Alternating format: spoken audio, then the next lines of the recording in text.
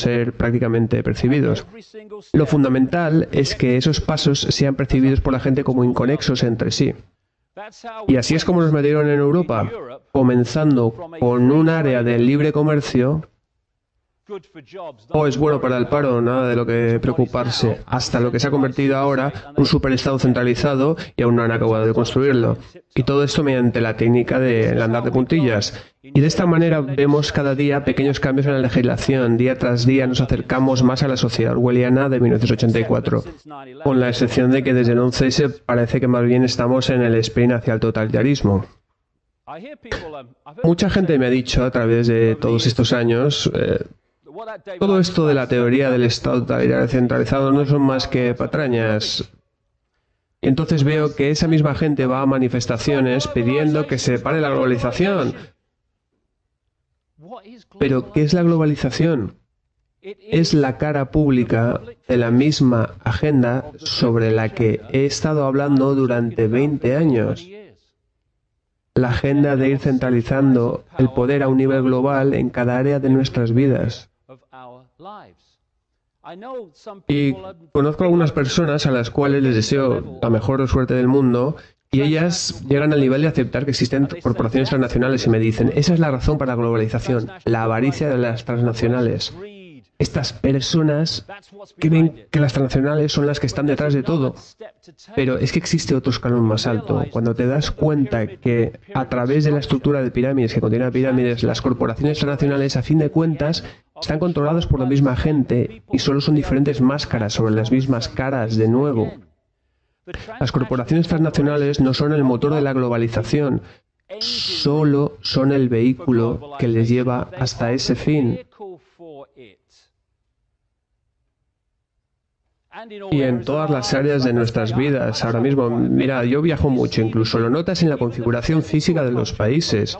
Yo estuve en Japón hace poco, incluso ahora la misma configuración visual de los países empieza a tener el mismo aspecto por todo el mundo.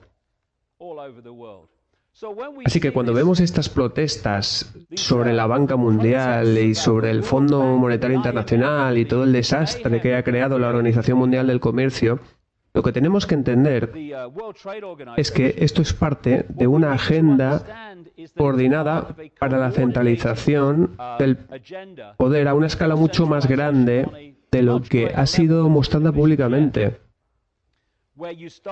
Y lo ves claro una vez empiezas a atar cabos. Y la cosa está en que cuando te quitas de en medio a una entidad llamada país, llámala como quieras, cuando le quitas a los países su habilidad de tomar propias decisiones y de ser autosuficientes, simplemente has creado el fin de la libertad para ese país o ese área o como quieras llamarlo.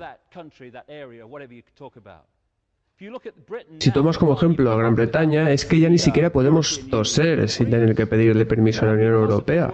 Y por culpa de la Organización Mundial del Comercio, los países ya ni siquiera pueden defender sus propias economías de los peligros de otras economías mundiales. Y esto no es por accidente, sino que ha sido diseñado, porque cuando le quitas la habilidad a la gente de tomar sus propias decisiones en sus propios países, comunidades, como lo quieres llamarlo, les estás haciendo dependientes de un sistema global sobre el cual no tienen ningún tipo de control. Ahí está la clave. ¿Y quién controla el sistema global? A fin de cuentas, son un número increíblemente reducido de personas.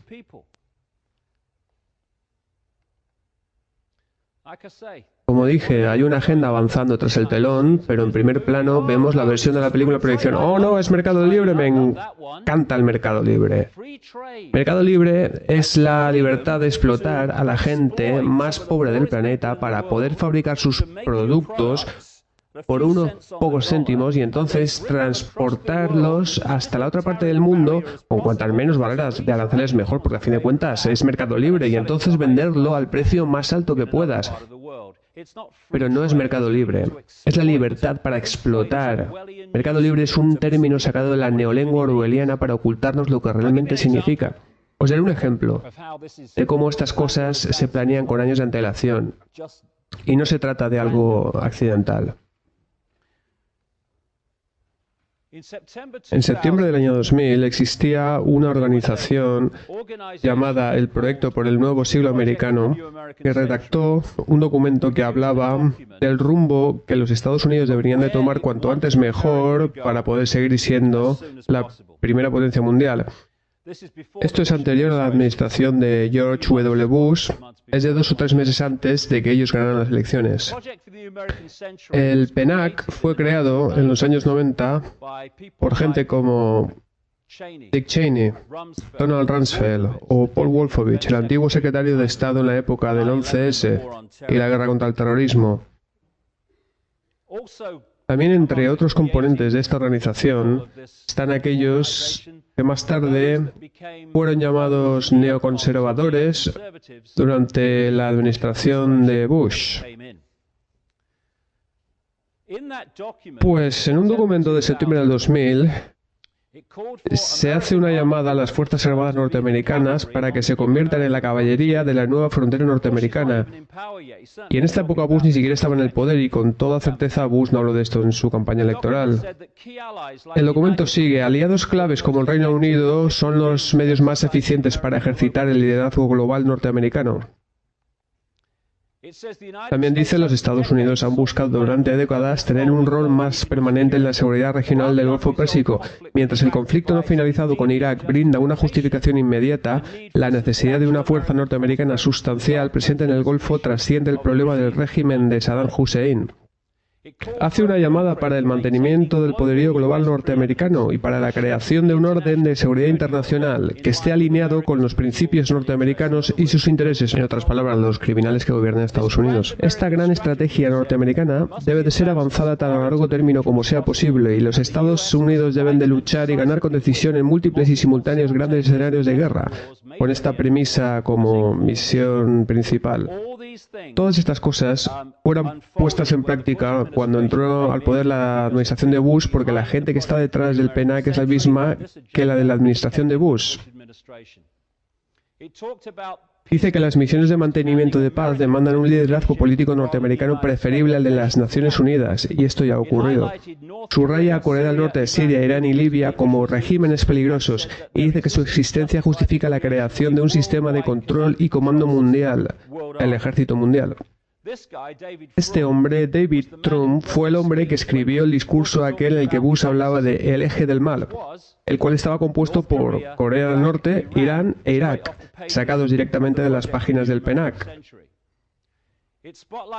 Seguimos citando: apunta a un cambio de régimen en China diciendo que ya es hora para una presencia de fuerzas norteamericanas en el sudeste de Asia. Esto podría llevar a que un poder norteamericano y aliado sea la semilla para el proceso de democratización de China. A su vez hace una llamada para la creación de fuerzas espaciales norteamericanas que dominen el espacio y también un control total del ciberespacio para evitar que sus enemigos usen Internet. Y ahora cada vez estamos viendo más y más cómo se criminaliza Internet para intentar detener la libre circulación de información. Habla del desarrollo de armas biológicas que sean capaces de atacar a genotipos específicos, y esto deberá transformar la guerra biológica desde el reino del terror hasta convertirlo en una herramienta políticamente útil. Este es el tipo de mentalidad que se esconde detrás de la gente que patrocinó la guerra contra el terrorismo. Y en un punto el documento dice esto: para que esta agenda o proceso de transformación, como lo llaman, se cumpla en un tiempo razonablemente corto, debe de existir un evento catastrófico y catalizador como un nuevo Pearl Harbor. Esto fue publicado en septiembre del año 2000. Este proceso de transformación será probablemente largo, de no ser por algún evento catastrófico y catalizador como un nuevo Pearl Harbor.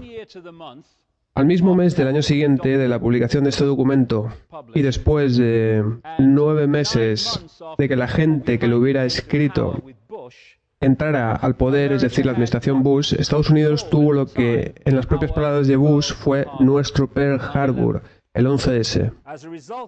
Como resultado de esto, como hablo en detalle en este libro que escribí hace algún tiempo, como resultado de esto, tuvimos el horror del 11S. Pues esa gran lista de cosas que exponía el documento del PENAC han sido justificadas y puestas en acción gracias a este evento. Este es el hombre, en aquella época embajador de las Naciones Unidas, que estuvo haciendo presión para poder invadir Afganistán y el resto del asunto. Es la gente que se